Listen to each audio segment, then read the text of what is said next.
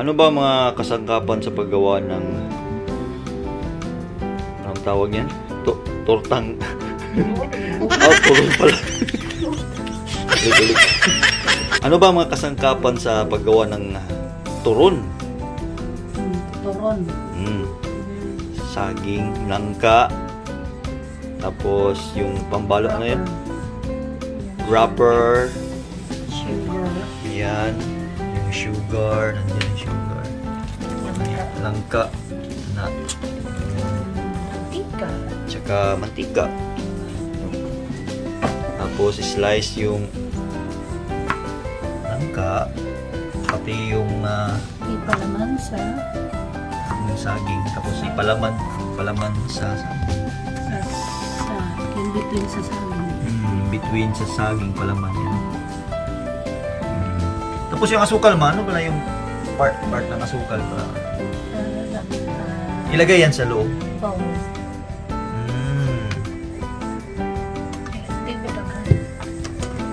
Yan.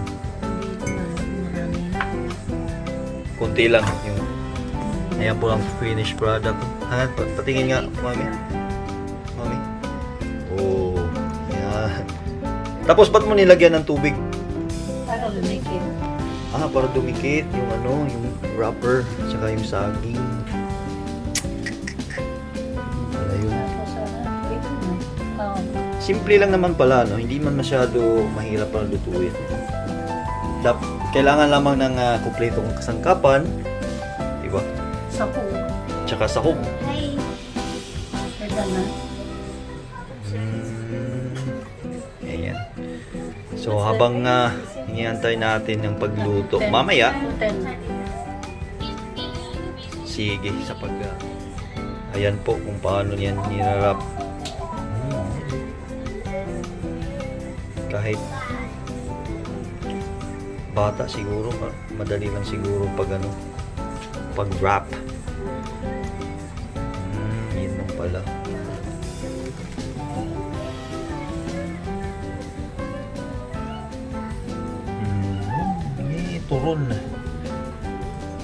Turon na special kasi may langka eh.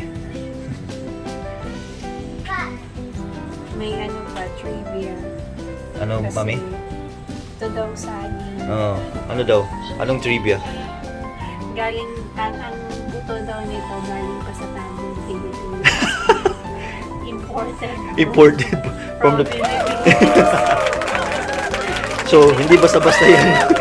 Kasi sabi nung may-ari, yung sabi ng nagtitinda, galing daw yan sa Tagum. Uy, Davao del Norte. Davao del Norte, ha? Oh, bihira. Bihira lang daw. Variety niya. Mahal siya. Kaya mahal siya, mapresyo. Pero sige lang. Importante to satisfy the craving. Alam mo naman mga Pinoy, madiskarte.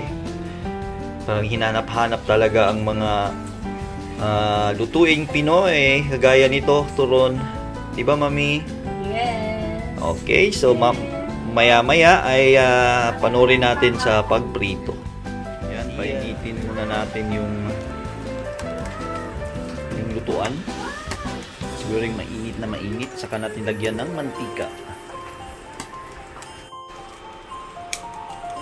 Oy, buksan mo na mantika. Gihata, bukan. Buksan ng mantika. Sakto na siya. Lutang, Mami. Right? Yeah, sayang mantika. Budget.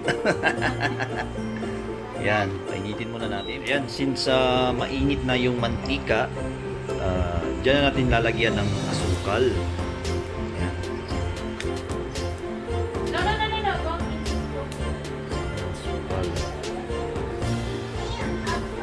Patunawin natin yung asukal sa mantika.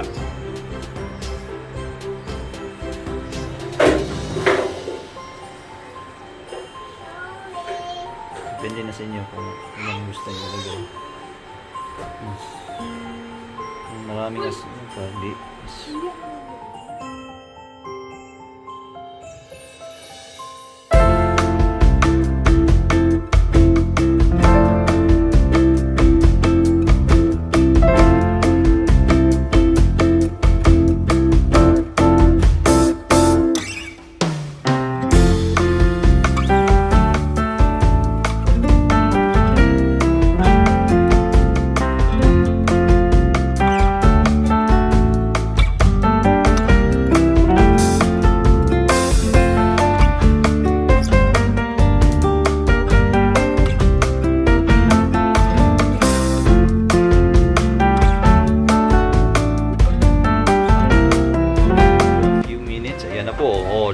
na yung asukal. Kung tingin nyo medyo kulang pa yung asukal, pwede naman yung dagdagan. Pero tiyakin nyo lang na yung apoy ay ano yun muna, ibaba konti, hinaan konti yung apoy.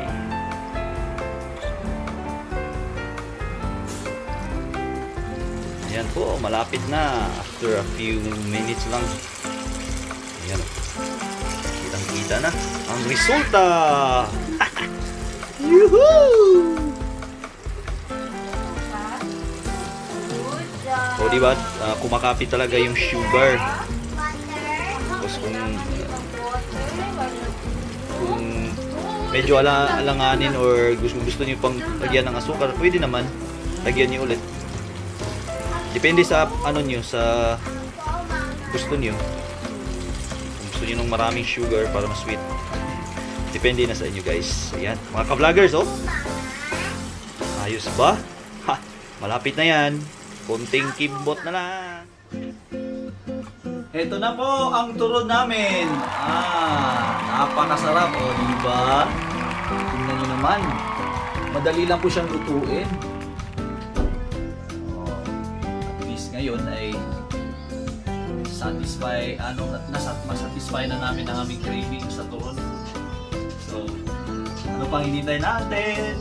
Kakain na kami. So, thank you so much. See you again to my next vlog. Joyski Nation _23 Daddy Vlogger. Bye-bye!